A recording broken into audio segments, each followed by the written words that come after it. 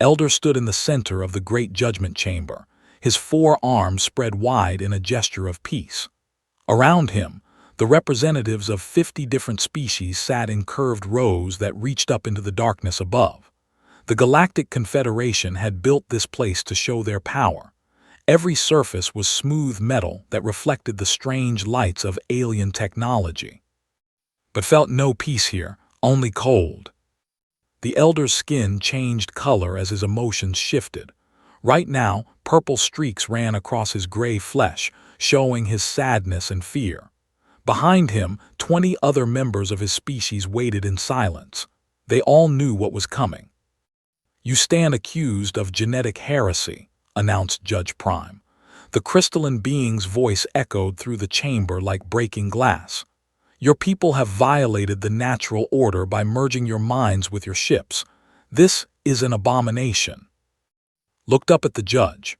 Prime was 12 feet tall and made entirely of living crystal that pulsed with inner light. They had ruled the Confederation for 3,000 years.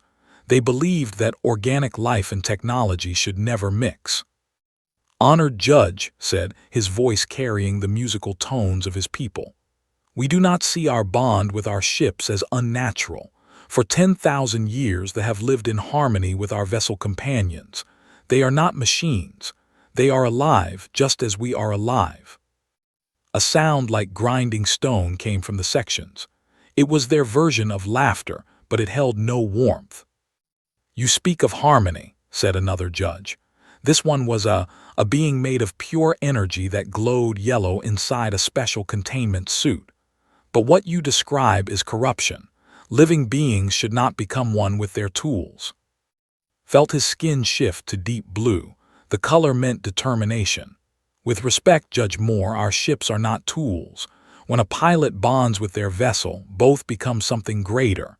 The ship gains wisdom and purpose. The pilot gains the ability to feel the cosmos itself. Together, they can travel between stars in ways your mechanical ships cannot." "Exactly our point," Prime said. The crystal being's light grew brighter with anger. "You have abandoned your natural form. You have become something that should not exist." Around the chamber, other species nodded their agreement. The snake-like hissed their approval. The insect-like clicked their mandibles. The human-shaped but silver-skinned remained silent, but their glowing eyes showed they agreed with the judgment. "Tried one more time. Please listen to reason. My people harm no one. We trade fairly. We follow Confederation law. Our only crime is being different from what you think is normal." "Your difference is dangerous," said Judge Moore. The energy being's glow turned red with anger. "If other species see that you can change your basic nature and survive, they might try to do the same. This could destroy the order we have built across the galaxy." "The order you have built," repeated quietly. His skin turned white, the color of deep sadness among his people. "An order that has no room for those who choose a different path." Prime raised one crystalline arm. The chamber fell silent. "The Confederation has voted. 47 species voted for exile. 3 voted against. 0 abstained. They are hereby banished from all Confederation space. You have 30 standard days to gather your people and leave. Any found in Confederation territory after that time will be destroyed." The words hit like physical blows. Around him, his companions made soft, keening sounds of grief. In the observation areas above, he could see others watching through energy screens. Some were crying. Others stood frozen in shock. "What of our colonies?" asked. "Our trade stations, the homes we have built over centuries?" "All property remains with the Confederation," Prime said without emotion. "Your people may take only what they can carry in their infected ships." The crystal being's tone when he said, "infected ships," made it clear what he thought of the living vessels that were the heart of culture. Bowed his head. His skin turned completely gray, the color of acceptance and defeat. "Then we will gather our people and go." "See that you do," Judge Moore said. "And know this, any species that helps you will face the same punishment. You are alone in the galaxy now." As the judges filed out, remained standing in the center of the chamber. His companions came to his side, their own skin showing the same gray of defeat. "What will we do, Elder?" asked his youngest advisor. She was barely past her first century, still learning to control her color changes. Right now, her skin flickered between gray and the deep red of fear. "We will survive," said quietly. "We will find a new home somewhere far from Confederation space. Our ship companions are strong. They will carry us to safety." But even as he spoke the words, felt doubt creeping into his heart. The galaxy was vast, but the Confederation controlled most of it. Where could his people go? What species would risk the Confederation's anger to help them? The 30 days passed quickly. From across the galaxy gathered their belongings and said goodbye to homes they would never see again. Some had lived on the same worlds for their entire lives. Others had businesses that took generations to build. All of it was left behind. The living ships came to collect their people. From a distance, they looked like whales made of metal and wood. Up close, you could see they breathed. Their hulls rose and fell slowly. Their surfaces were warm to the touch. Each ship was unique, grown rather than built, shaped by the personality of the who had bonded with it. When the fleet finally gathered at the edge of Confederation space, it numbered 800 ships carrying nearly 500,000. They were all that remained of a civilization that had once spread across 50 star systems. Stood on the bridge of his ship companion, Astral Song. Through their bond, he could feel the vessel's sadness. The ships knew they were leaving everything familiar behind. "Where do we go now?" asked. She had chosen to stay with rather than return to her family's ship. Looked out at the stars. Somewhere out there was a place where his people could live in peace, somewhere beyond the reach of those who feared difference. "We go into the unknown," he said, "and we hope that somewhere in this vast galaxy there are people who will see us as more than abominations." Behind them, Confederation space grew smaller.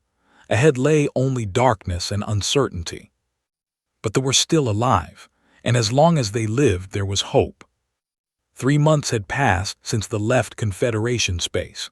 3 months of wandering through empty star systems, searching for a home that seemed impossible to find. Watched the stars from the observation deck of Astral Song. The living ship's walls pulsed gently around her, trying to offer comfort. But comfort was hard to find when their supplies were running low and their ship companions were growing sick. "Any word from the scout ships?" she asked. Elder approached, his skin showing the dull gray of exhaustion. 2 more empty systems. No planets that can support life. The scouts are getting tired, all our ships are. It was true. Without proper care facilities, the living vessels were struggling. They needed special nutrients that could only be found on worlds with complex ecosystems. They needed the song crystals that helped them navigate between stars. Most importantly, they needed hope, and that was becoming harder to provide each day. "Elder," came a voice through the ship's communication system. It was Scout Captain Thane, calling from his ship at the edge of their current system. "We've found something interesting." Moved to the communication console, placing his hand on the living surface. Through the ship's senses, he could speak directly with Thane. "What have you discovered?" "A small star system 7 light-years from here. It has several planets, including one that shows signs of life. But here's the strange part. There are artificial structures around the 3rd planet. Ships, stations, satellites. Someone lives there." Felt her skin shift to pale yellow, the color of cautious hope. "Confederation species." "No," Thane replied. "The technology is primitive by galactic standards. Whoever they are, they've barely started exploring their own star system. But Elder, they're definitely intelligent, and their planet is beautiful." Was quiet for a long moment. Through their bond, Astral Song could feel his conflicted emotions. Another intelligent species meant possible contact, but after what had happened with the Confederation, the idea of meeting new aliens filled him with fear. "We need supplies," said softly. Our ships won't last much longer without help. Nodded slowly. Signal the fleet. We approach carefully. If these aliens show any hostility, we leave immediately. The journey to the new system took 5 days. As they traveled, scouts sent back more information. The aliens called their world Earth. They were bipedal like many galactic species, but they seemed to be entirely organic, no cybernetic enhancements, no genetic modifications, no technology merged with their bodies. They might find us even more disturbing than the Confederation did, worried Fleet Captain. The older had lost her home colony and her family's business in the exile. Her skin showed permanent patches of dark blue grief. But when they finally arrived at the edge of the Earth system, what happened surprised everyone. The human ships came to meet them long before they reached the inner planets. 3 vessels, small and crude compared to Confederation standards, but moving with purpose and confidence. The fleet stopped and waited. "Unknown vessels," came a transmission in the basic galactic trade language. The voice was female, calm but alert. "You have entered the Sol system. Please identify yourselves and state your intentions." Elder took a deep breath. This was the moment that would determine his people's fate. "I am Elder of the. We are refugees seeking temporary shelter while we search for a new home. We mean no harm to your people." There was a long pause. Then the human voice returned, but this time it sounded curious rather than suspicious. "Refugees, what happened to your previous home?"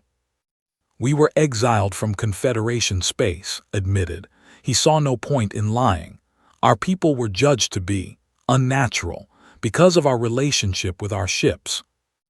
Another pause, then something unexpected happened. The human voice laughed. It wasn't mocking laughter like they had heard from the. It was warm, almost friendly. "I'm sorry," the voice said. "I'm Admiral Sarah of the United Earth Defense Force. I wasn't laughing at your situation. That sounds terrible. I was laughing because someone called you unnatural for having a relationship with your ships. That's actually fascinating from our perspective." Looked at in amazement, her skin flickered between yellow hope and green confusion. "Fascinating." "Would it be possible to meet in person?" Admiral asked. "I'd like to hear your full story, and I think our scientists would be very interested in learning about your ship companion technology." "Interested?" repeated, not disgusted. "Why would we be disgusted?" replied. "On Earth, we have many examples of different species working together. Humans and dolphins communicate. We have beneficial bacteria in our bodies that help us digest food. We've been trying to develop biotechnology for years but never succeeded. You might be able to teach us things." Within hours, a meeting was arranged on the human space station orbiting their planet. Elder and 3 others took a shuttle to meet with the human leaders. The humans were strange to look at. Their skin never changed color, staying the same pale or dark tones. They had no natural armor or protective scales. They seemed fragile, yet they moved with confidence and purpose. Admiral was a middle-aged woman with short gray hair and kind eyes. With her was a younger man named Dr. James Wright, who introduced himself as a marine biologist. "Tell us about your ships," Dr. Wright said almost immediately. "How do you communicate with them? How did this relationship develop?" As explained the history of his people's bond with their living vessels, he watched the humans' faces. He expected to see disgust or fear as he had seen so often before. Instead, he saw wonder and excitement. "This is incredible," Dr. Wright said. "You've achieved true symbiosis with a space-capable life form. The applications for exploration, for environmental adaptation. This could revolutionize everything we know about space travel." "You don't find it disturbing?" asked. Admiral shook her head. "Different doesn't mean disturbing. It means interesting. It means there are possibilities we never imagined." "The Confederation called us abominations," said quietly. "They said we had abandoned our natural form." "The Confederation sounds like they lack imagination," Dr. Wright replied. Evolution doesn't follow rules written by committee. It follows opportunities and advantages. If your people found a way to work with your ships instead of just using them as tools, that's evolution in action. For the first time in months, felt his skin shift to warm green, the color of genuine hope. Are you saying, you might allow us to stay in your system temporarily? Admiral exchanged glances with Dr. Wright. I'll need to speak with our government, but personally, I think you should stay as long as you need to, maybe permanently if you want to. Why would you take such a risk? Asked. The Confederation might punish you for helping us. Smiled and realized it was the first truly warm expression he had seen from an alien in years. Because it's the right thing to do, and because I think we can learn a lot from each other. As they talked through the night, began to believe something he had thought impossible. Maybe, just maybe, his people had found more than temporary shelter. Maybe they had found a new home among the stars. The United Nations building in New York had never seen a debate quite like this one.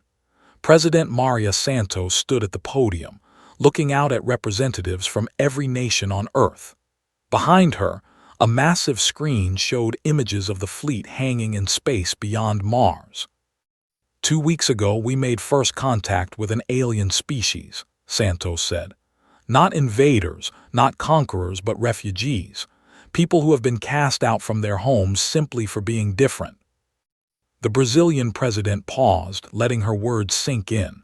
Around the assembly hall, she could see mixed reactions. Some delegates looked excited, others appeared worried. A few seemed frightened. They have asked only for temporary sanctuary while they search for an uninhabited world to settle, Santos continued.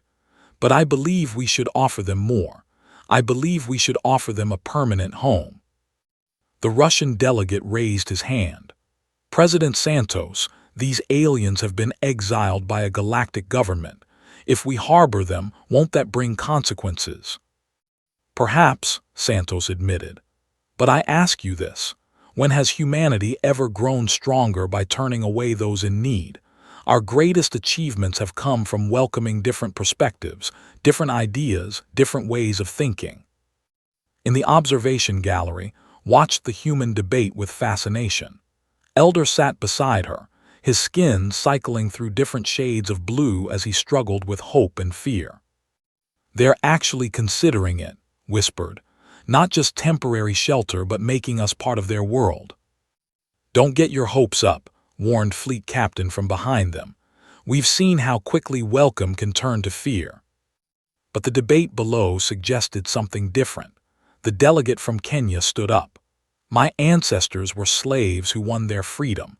My grandparents lived under colonial rule. I know what it means to be judged as less than human by those in power. If these are truly peaceful, then Earth should be proud to stand with them. The Canadian representative agreed. We've built our nation on the principle that diversity makes us stronger. Why should that change just because we're now talking about the galaxy instead of our planet? Not everyone was convinced. The Chinese delegate expressed concerns about resource allocation. The American representative worried about technology transfer. Several European delegates questioned whether Earth was ready for such a decision. But slowly, as the debate continued through the day, support began to build. Speaker after speaker stood to share stories of refugees who had found new homes and contributed to their communities. They talked about the scientific possibilities. They discussed the moral obligation to help those in need.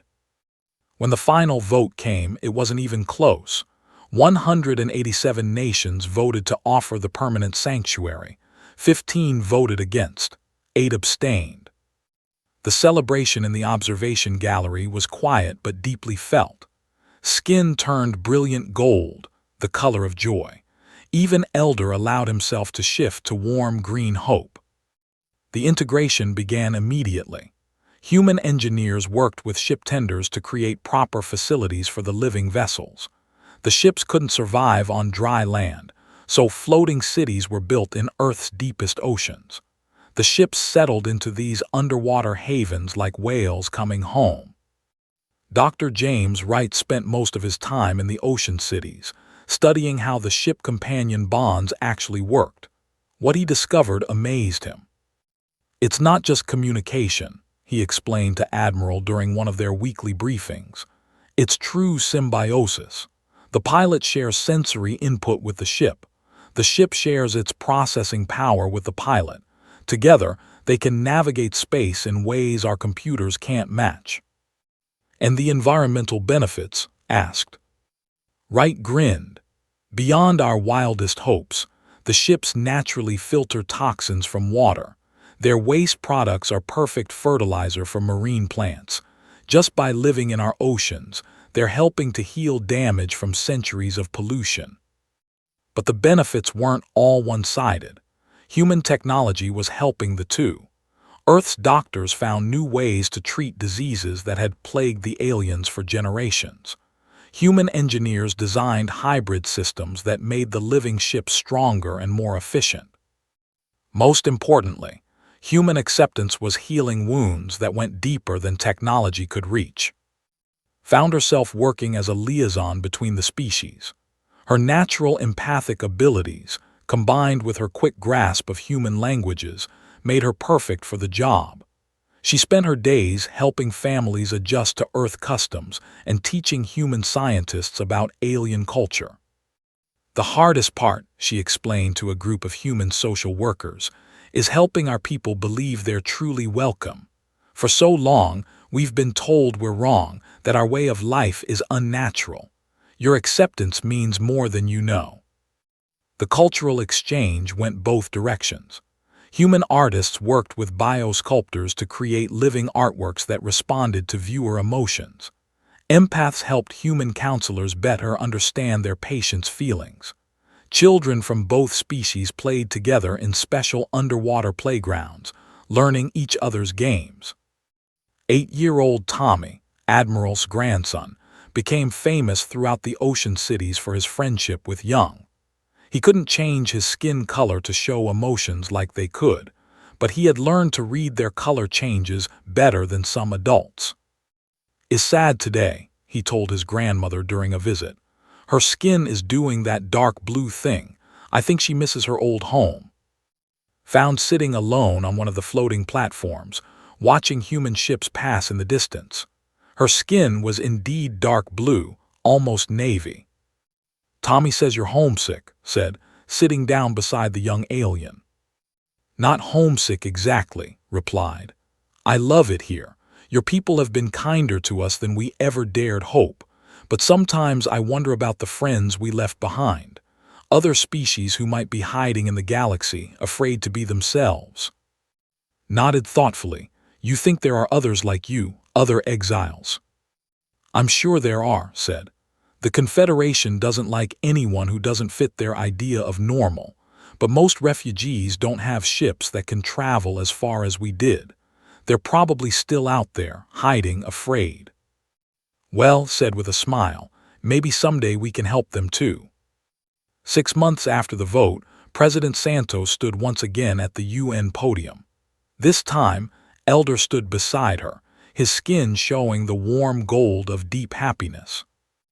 "The integration of our friends has exceeded our greatest expectations," Santos announced. "They have brought us new technology, new perspectives, and new hope for the future. But more than that, they have reminded us of who we are at our best. Today, I am proud to announce the formal establishment of the Earth Alliance." In the audience, humans and applauded together. Children from both species played in the aisles, their laughter echoing through the Great Hall. Outside, in Earth's oceans and in orbit around the planet, the living ships sang their contentment, a sound that vibrated through water and space alike. For the first time in their history, they were not just survivors, they were home.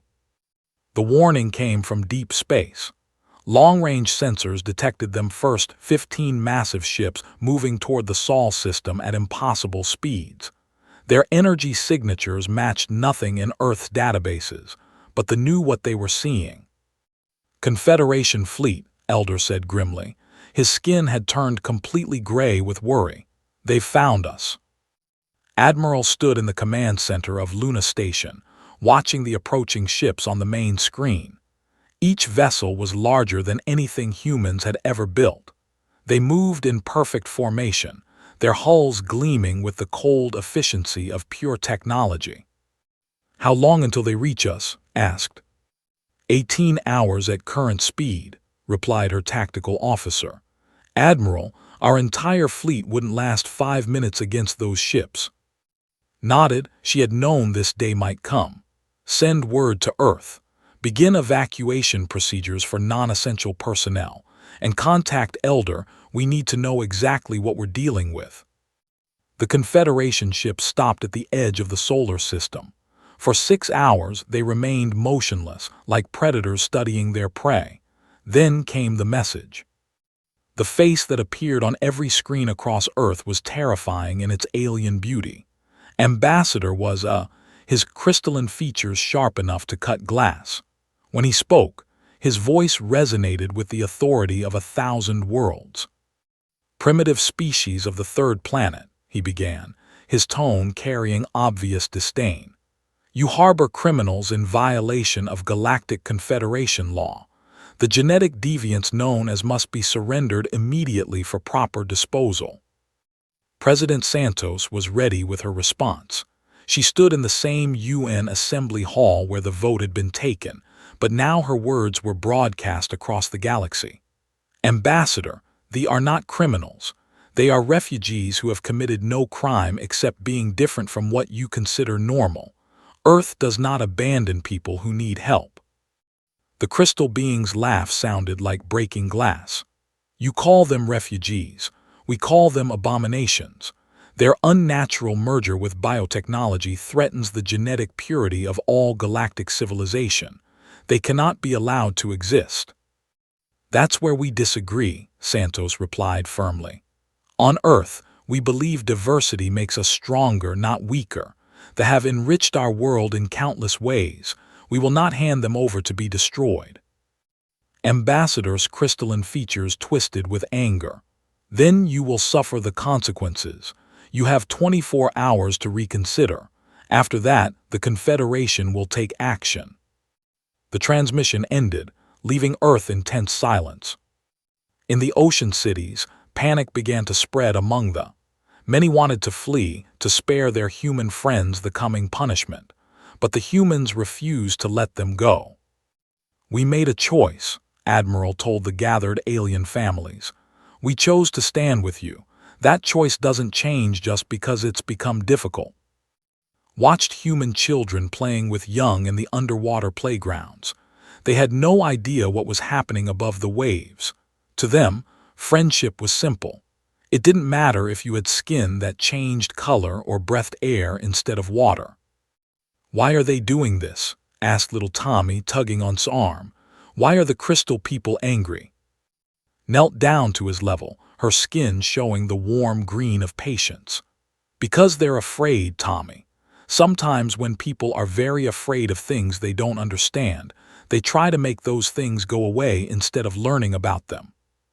"That's silly," Tommy said with the confidence of childhood. "Different things are interesting, not scary."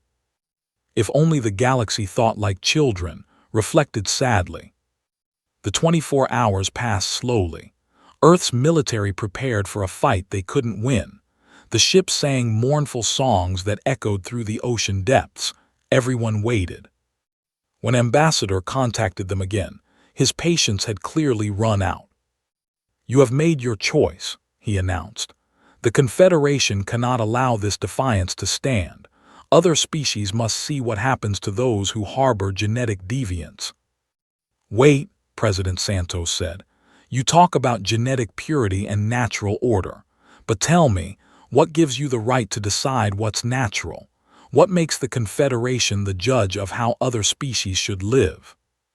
The crystal being paused, apparently surprised by the question. "We have achieved perfection through technological advancement. We have eliminated the chaos of biological evolution. Order must be maintained." "Whose order?" Santos pressed. You've eliminated biological evolution for yourselves, but that doesn't mean it's wrong for others. The universe is vast enough for many different ways of life. Enough, his voice cracked like thunder. You will surrender the genetic deviants or we will take them by force. Choose now. Santos looked directly into the camera, her words meant for both the Confederation fleet and her own people. Earth chooses to stand with our friends. We choose diversity over conformity. We choose compassion over fear. And we choose to fight for what's right, even when we can't win. The Confederation fleet began to advance toward Earth. In the ocean cities, something remarkable happened. The families made their own choice. Instead of hiding or fleeing, they emerged from the depths. Their living ships rose from the ocean floors where they had been resting. Elder spoke for all of them. We have found something here that the galaxy lacks, the wisdom to embrace difference instead of fearing it. If Earth stands with us, then we stand with Earth. 800 ships took position alongside humanity's small fleet. The living vessels pulsed with bioluminescent patterns, their song now defiant instead of mournful. Admiral watched from Luna Station as the two fleets faced each other. The odds were impossible.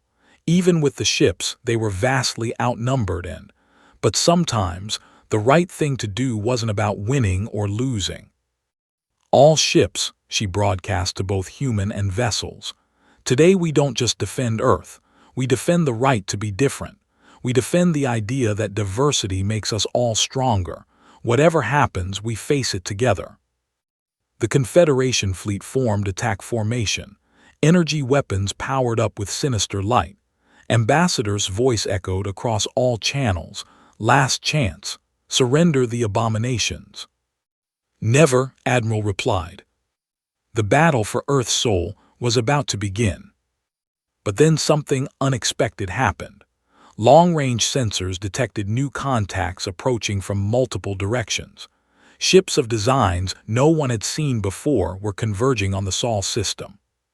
And they weren't Confederation vessels. The first ship to arrive looked like a massive butterfly made of living metal. Its wings shifted colors as it moved, showing patterns that hurt to look at directly. Behind it came vessels shaped like flowing water, like geometric crystals, like things that had no shape at all. What are those? Admiral asked her sensor operator. Unknown designs, Admiral, but wait, we're getting communication signals. Multiple frequencies, multiple languages, they're all saying the same thing. Which is?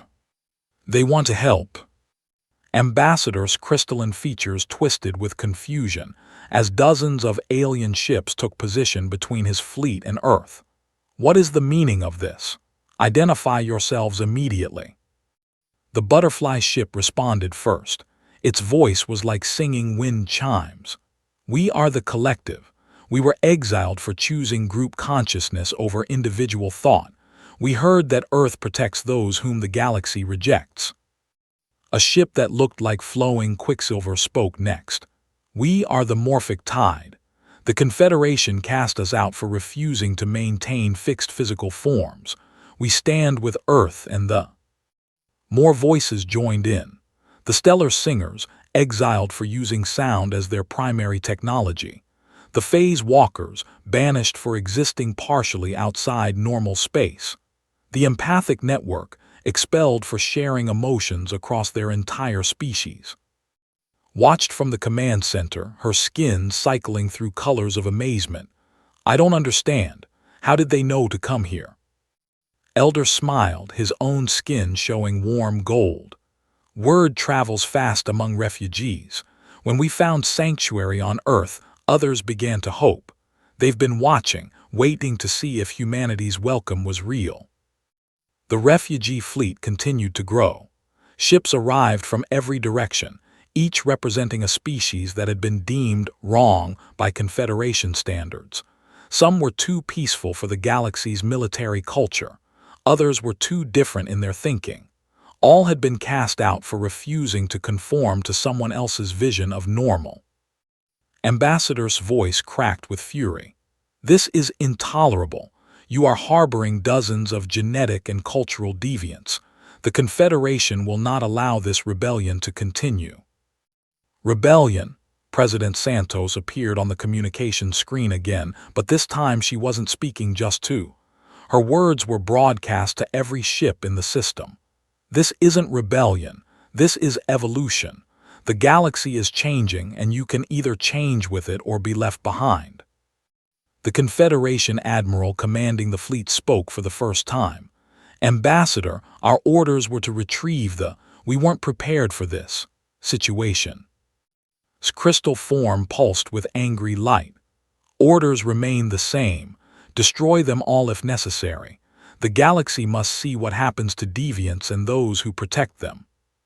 But before the Confederation fleet could attack, something extraordinary happened. The sun flared.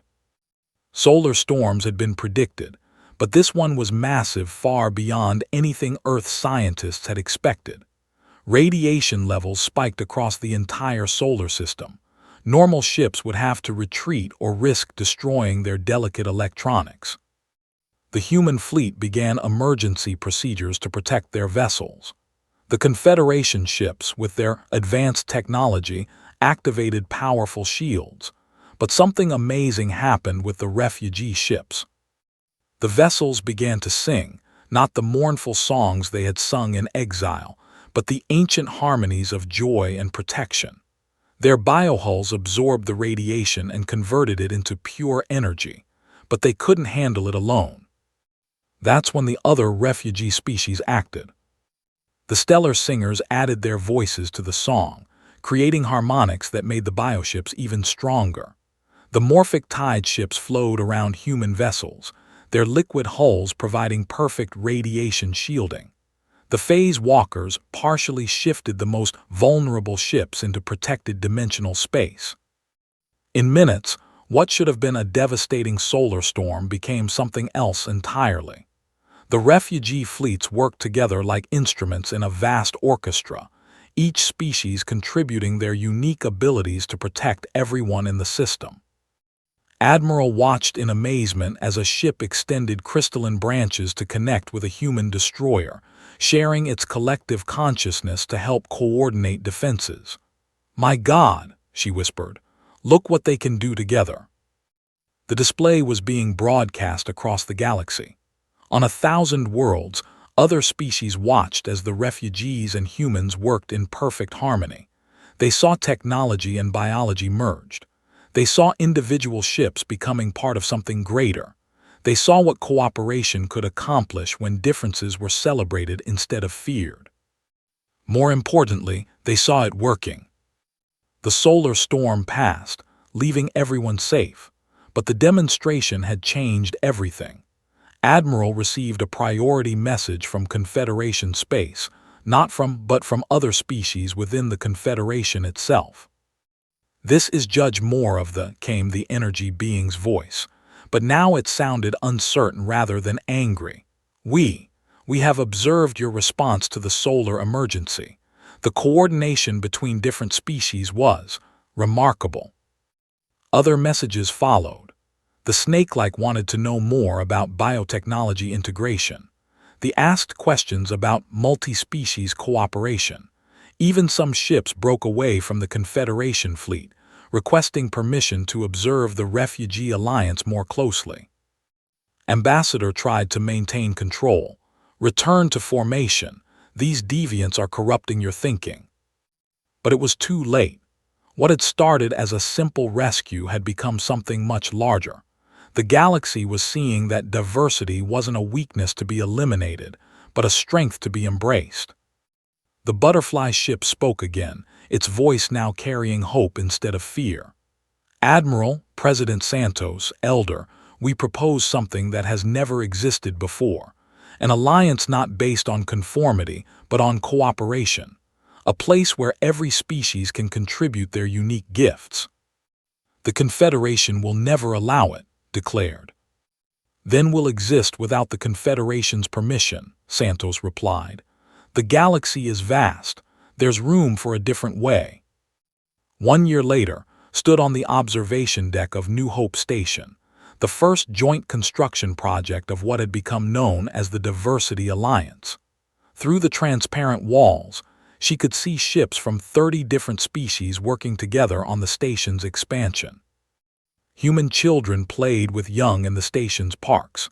Engineers shared consciousness with human scientists to solve complex problems. Stellar singer music filled the corridors, making the station itself alive with harmony. Tommy, now 9 and fluent in 7 alien languages, ran up to her with excitement. The Phase Walker kids are teaching us how to play hide-and-seek in 4 dimensions. Wanna come watch? Skin showed warm gold as she laughed. In a minute, Tommy, I'm watching the news.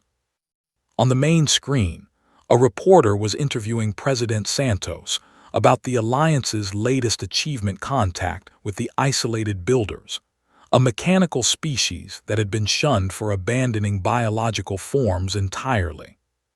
The Alliance now includes 43 different species, Santos was saying. Each brings something unique to our community. Together, we're exploring parts of the galaxy that no single species could reach alone. The reporter asked, "What about the Confederation? Some of their member species have expressed interest in joining the Alliance." Santos smiled. "Our doors are always open to those who believe in cooperation over domination. Change takes time, but it's coming. The galaxy is learning that different doesn't mean wrong, it means wonderful." In the distant Confederation capital, Ambassador watched the broadcast with growing unease.